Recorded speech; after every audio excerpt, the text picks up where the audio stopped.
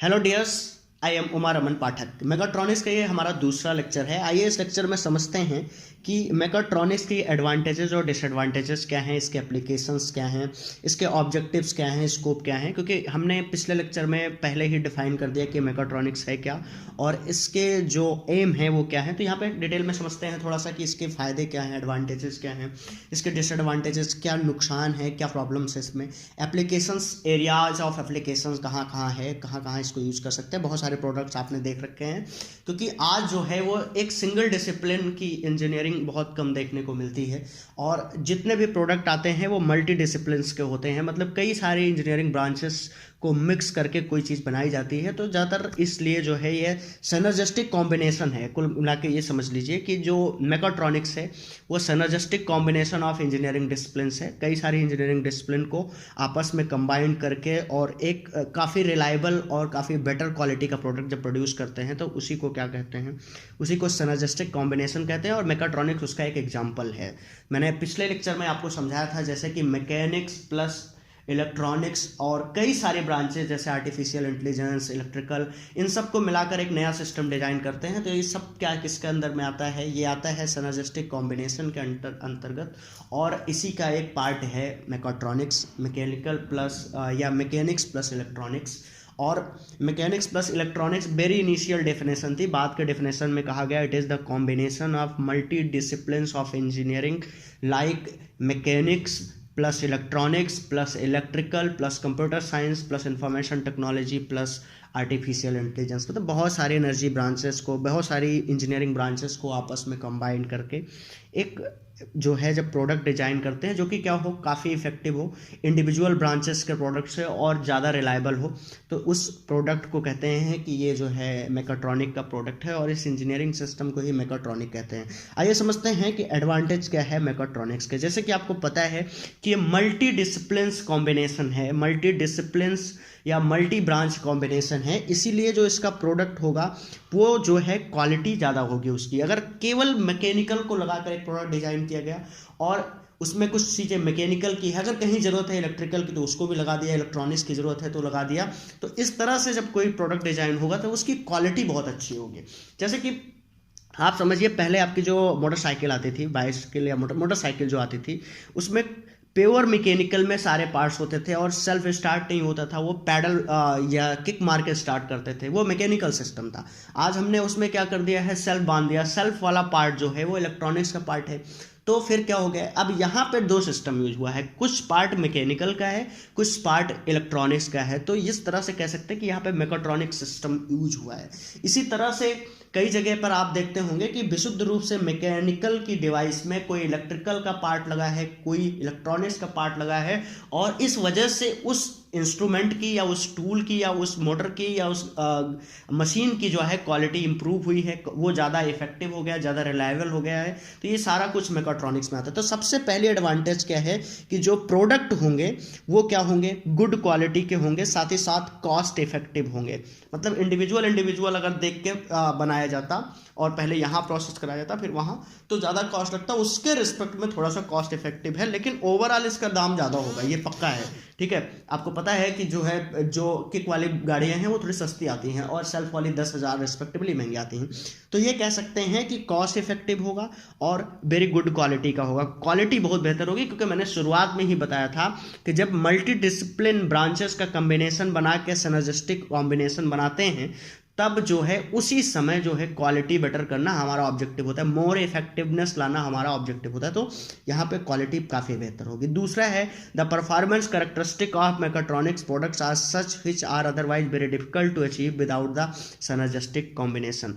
ये जो मैकेट्रॉनिक्स से प्रोडक्ट्स आए हैं उनका जो परफॉर्मेंस है वो इतना अच्छा होता है कि अगर केवल सिंगल डिसिप्लिन को यूज करें, अगर हम सिनर्जिस्टिक कॉम्बिनेशन ना बनाएं, तो फिर उतनी अच्छा परफॉर्मेंस आ ही नहीं सकता, या पॉसिबल ही नहीं है।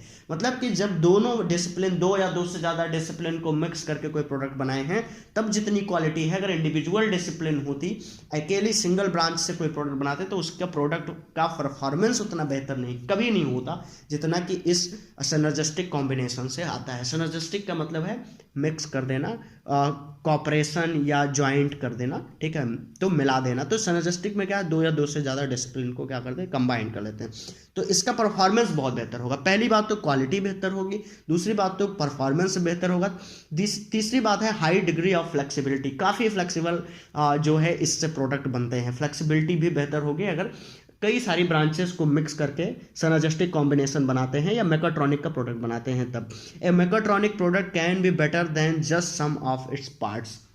इंडिविजुअल पार्ट्स से जो है ये काफ़ी बेहतर होगा अगर इसको कंबाइंड करके क्या करते हैं, एक नया प्रोडक्ट बनाते हैं। मतलब अगर मैकेनिकल का जो पार्ट है और जो इलेक्ट्रिकल का पार्ट है उनकी जो क्वालिटी है, अगर उन दोनों को सम अप कर दिया, या इलेक्ट्रिकल क्यों ले लो, कोई भी ले लो, 3 4 5 ब्रांचें ले लो, मैकेनिकल का कुछ पार्ट है, इलेक्ट्रिकल का कुछ पार्ट है, आर्टिफिशियल पार्ट इंटेलिजेंस वाला कुछ पार्ट है, आईटी वाला कुछ पार्ट है, सबको सम अप कर दे तो जो क्वालिटी आएगी वो बहुत बेहतर होगी और जो है काफ़ी ज़्यादा उसमें जो है वो बेटर क्वालिटी का होगा इंडिविजुअल पार्ट्स के रिस्पेक्ट में। तो जो मेकाट्रॉनिक्स प्रोडक्ट है वो बेटर होगा इंडिविजुअल पार्ट्स के से।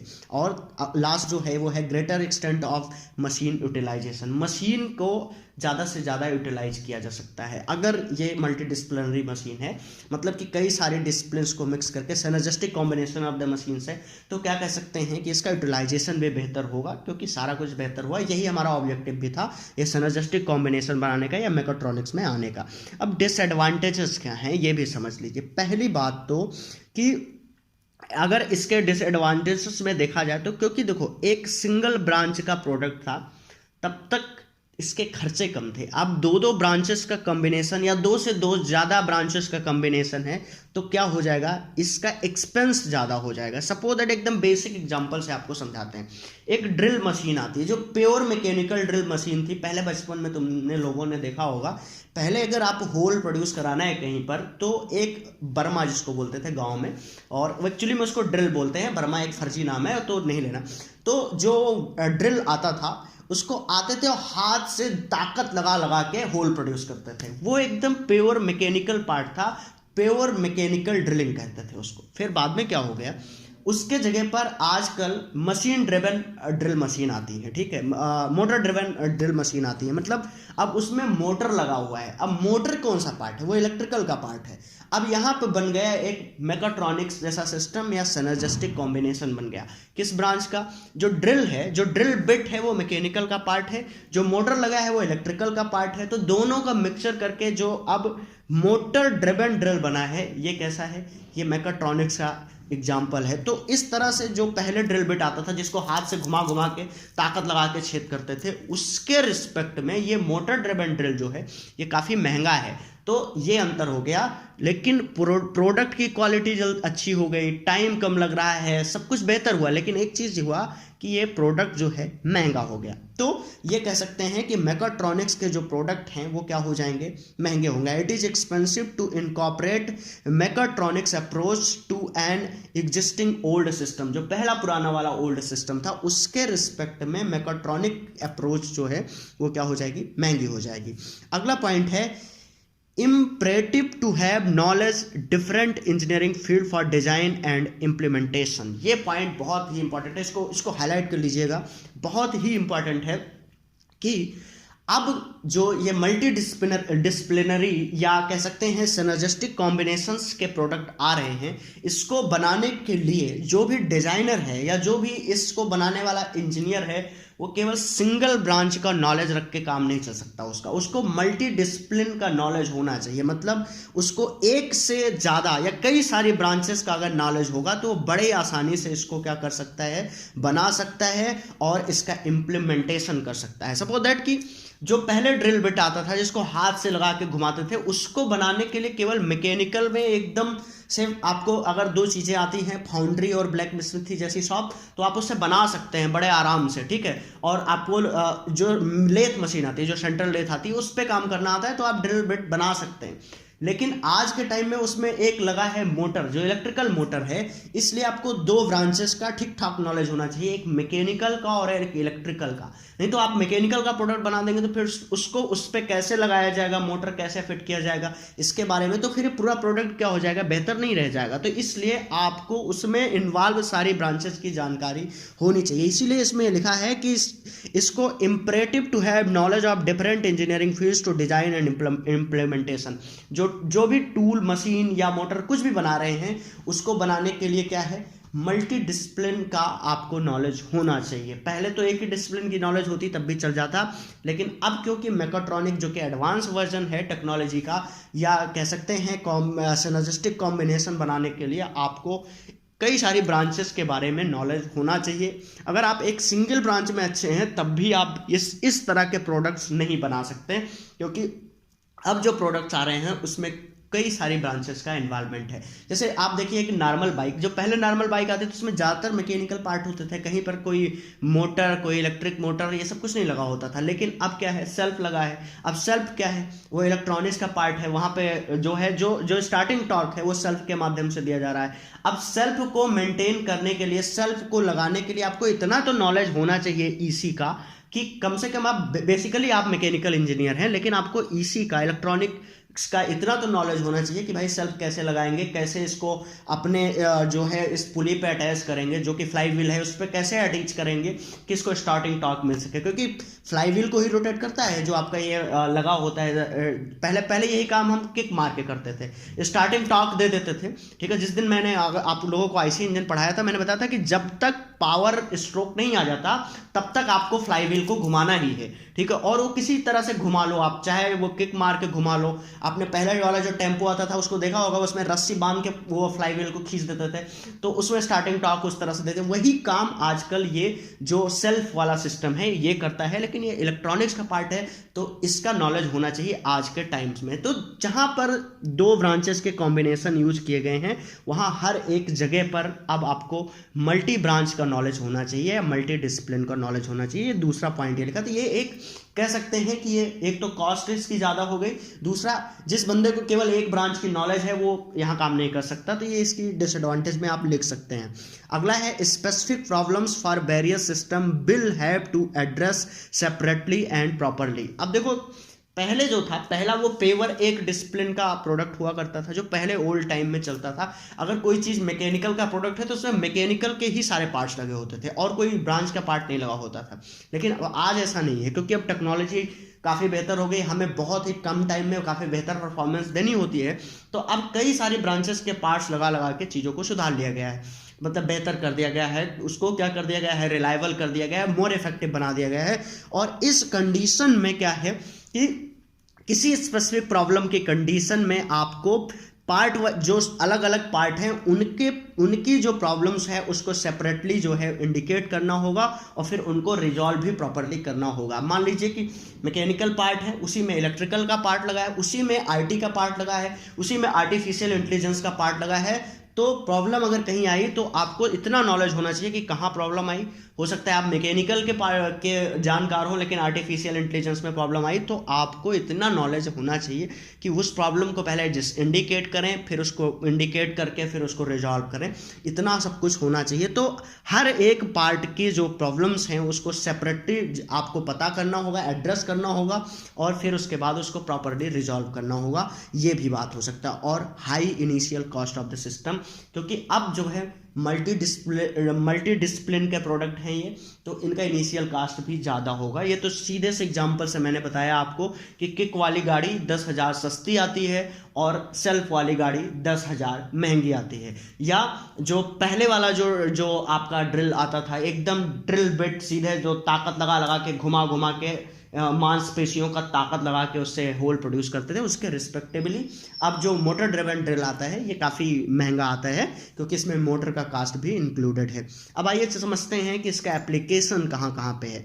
एप्लीकेशन तो आप बहुत सारे बता दिए मैंने, जैसे बाइक बता दिया मैंने, मोटर ड्रिवन ड्रिल बता दिया, ऐसे ही मोटर ड्रिवन लेथ मशीन्स लिख दीजिए, ऑटोमेटिव मशीन्स लिख दीजिए। ठीक है, ऑटोमेटिव मशीन्स समझ रहे हैं कि ना, जो ऑटोमेटिव मतलब ऑटोमोबाइल की जो मशीन्स हैं उसमें भी कुछ कुछ ना कुछ कहीं पे आर्टिफिशियल इंटेलिजेंस लगा है, कहीं पे इलेक्ट्रिकल के पार्ट लगे हैं। फैक्स एंड फोटोकॉपियर मशीन, देखिए फैक्स और फोटोकॉपियर मशीन जो है, ये फैक्स या फोटोकॉपियर, इसमें फैक्स में आपको पता होगा कि एक टेक्नोलॉजी यूज हो रही है कि यहाँ से सिग्नल वहाँ तक क्या किया गया है, मूव ऑन किया गया है, ठीक है। और दूसरा क्या कर रहा है, वो प्रिंट कर रहा है। तो दो ब्रांचेस का कॉम्बिनेशन है, ठीक है।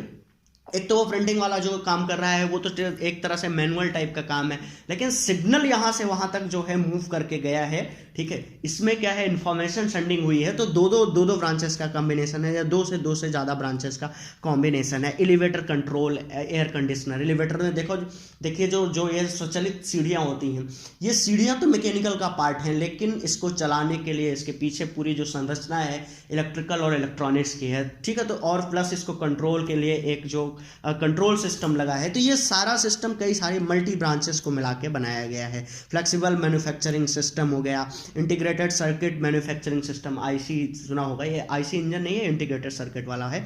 तो इंटीग्रेटेड सर्किट मैन्युफैक्चरिंग सिस्टम हो गया। Robotics employed in welding, nuclear inspection. अब देखिए वेल्डिंग में अगर देखा जाए तो वेल्डिंग मैकेनिकल का पार्ट है, और रोबोटिक्स जो है, रोबोटिक्स में जो रोबोट का दिमाग होता है वो आर्टिफिशियल इंटेलिजेंस का पार्ट होता है। तो यहाँ पे भी क्या है, यही सारा जो है मैकाट्रॉनिक्स का एप्लीकेशन है। बहुत सारे एप्लीकेशन है, ढूंढिए और आप देखते जाएंगे कि अब सिंगल ब्रांचेस के प्रोडक्ट बहुत रेयर हैं, बहुत ही रेयर हैं।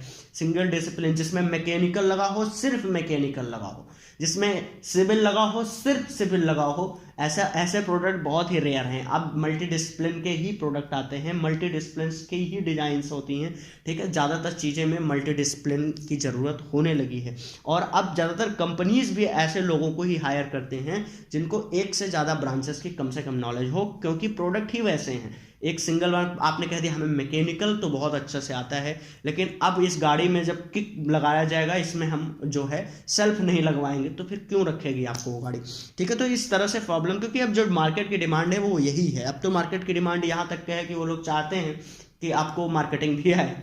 तो कुल मिला के ये समझ लीजिए कि मल्टी ब्रांचेस की नॉलेज होनी चाहिए। ये मैकाट्रॉनिक्स जो है एडवांस इंजीनियरिंग वर्जन है, और इसका जो फ्यूचर है काफ़ी बेहतर है। तो इसके स्कोप्स पे बात कर लेते हैं, क्या स्कोप है। पहली बात तो जब भी मल्टी डिसिप्लिन ब्रांचेस होगी तो डिजाइन जो है उसका बहुत बेहतर होगा, क्योंकि उस पर डिजाइन पे कोई एक डिसिप्लिन काम नहीं कर रही है, मल्टी डिसिप्लिन काम कर रही है, बहुत सारी।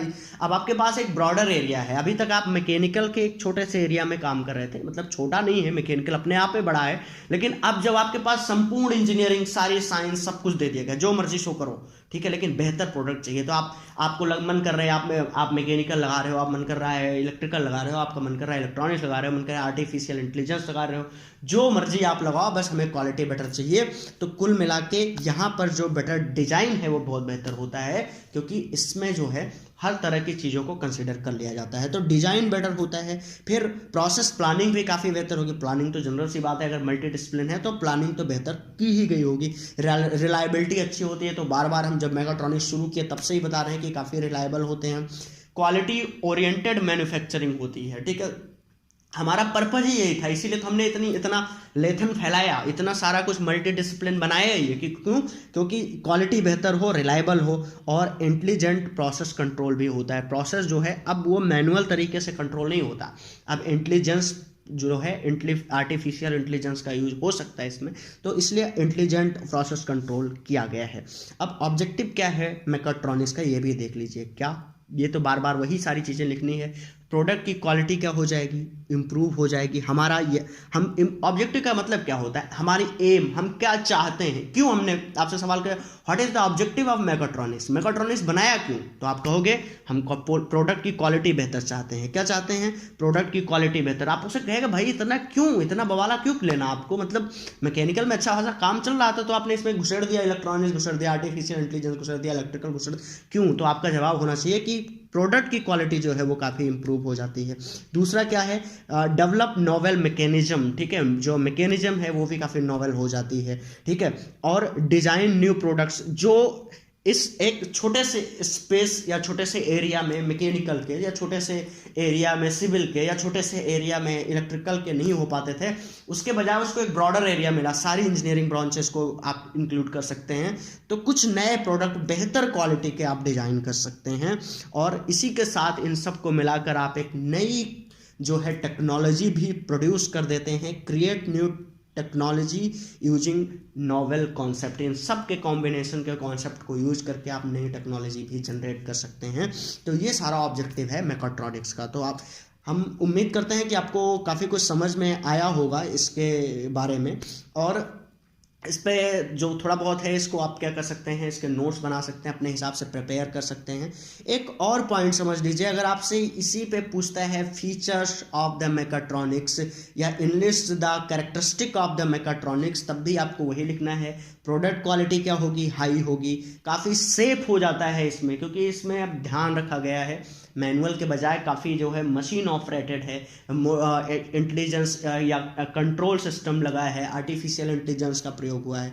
तो हाई क्वालिटी के प्रोडक्ट होते हैं, काफ़ी सेफ होते हैं, काफ़ी पोर्टेबल होते हैं, प्रोडक्शन जो है वो काफ़ी क्विक होता है, ठीक है। और इनकी जो सर्विसेबिलिटी होती है, मेंटेनेबिलिटी होती है और अपग्रेडेबिलिटी होती है, ये सब भी काफ़ी ठीक ठाक होती है।